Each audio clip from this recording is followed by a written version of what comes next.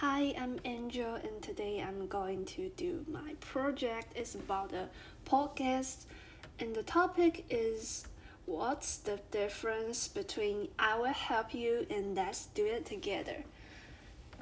Have you ever tried to care about someone and somehow made things worse?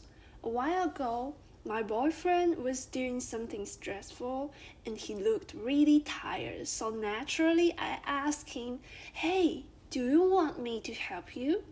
I think it was being very supportive. I thought I was saying something caring about him, but instead of looking relieved, he immediately said no.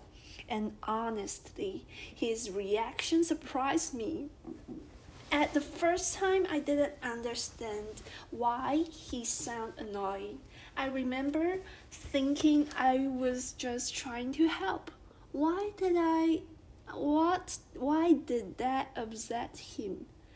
At the time, I thought maybe he was just stressed, or maybe he was frustrated already. Maybe I simply asked at the wrong moment.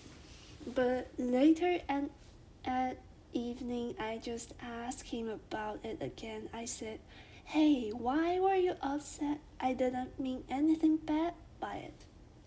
And then he explained something that I had honestly never thought about before. He told me that sometimes the word help feels uncomfortable to him, not because support is bad, but because the word itself can feel unequal. He said that when sometimes said, let me help you, it can sometimes sound like one person is capable while the other person is struggling and needs saving. And he told me that hearing "let's do it together" feels emotionally very different. At first, I feel a little hurting about hearing he is saying that things. Because in my mind, helping someone is a good thing. I always believe that if your intentions are kind, people will naturally feel cared for. So when he reacted negatively, I started questioning myself. Did I say something wrong? Was I being insensitive without realizing it? And honestly, I think that moment felt uncomfortable because it changed the way I understood kindness. It made me realize that people can have good intentions and still accidentally create emotional pressure. The more I thought about our conversation is that the more I realized that language changes emotional distance. I will help you sounds kind, yes, but sometimes it creates an invisible difference between two people. The ones become the giver, and the other one becomes the receiver. And even if that's not the intention, the emotional feeling can still exist.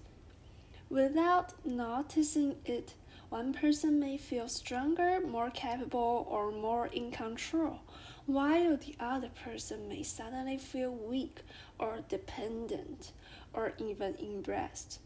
And I think that's why wording matters more than we usually think. Because emotionally, words carry meaning beyond their dictionary definition. But "let's do it together" feels very different.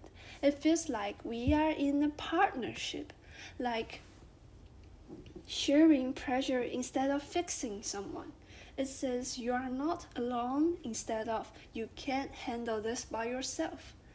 And honestly, that difference is much bigger than I used to think. After that conversation, I started noticing this idea in other situations too.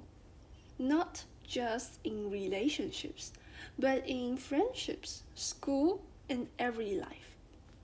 Sometimes people don't actually reject support, they reject the feelings of being powerless. For example, when someone is very overwhelmed, saying "I will fix it to you" can accidentally make them feel smaller.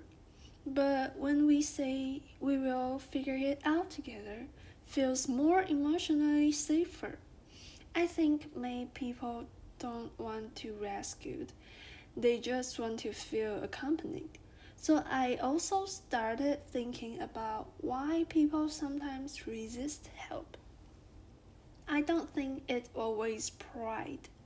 Sometimes people are already emotionally exhausted, they already feel stressed, incapable, or overwhelmed. And when people already feel like they're falling, even small things can become emotionally sensitive.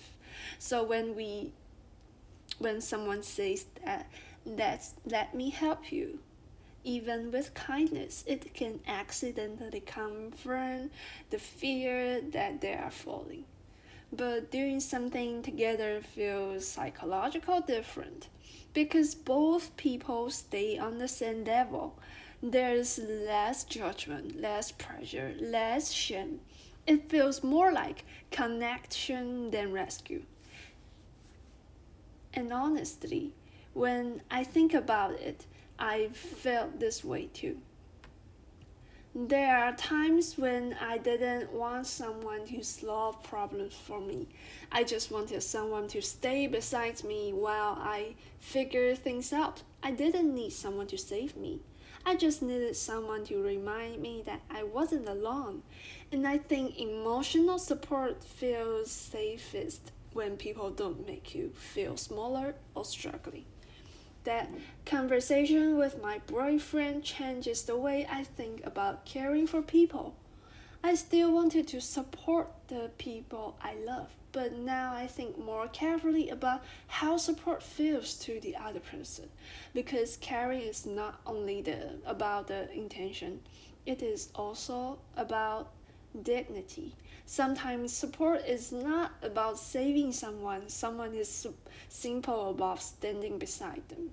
And I think that someone maybe relationship that's something many relationships need more of. Not fixing, not rescuing, just sharing the emotional weight together. So now instead of always asking, can I help?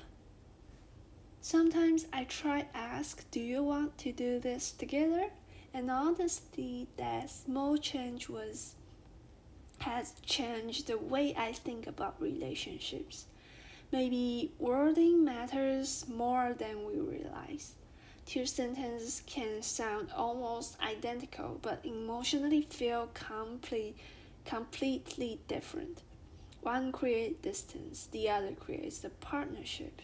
And maybe the strongest relationships are not built on one person rescuing the other. Maybe they are built on people reminding each other. You don't have to carry this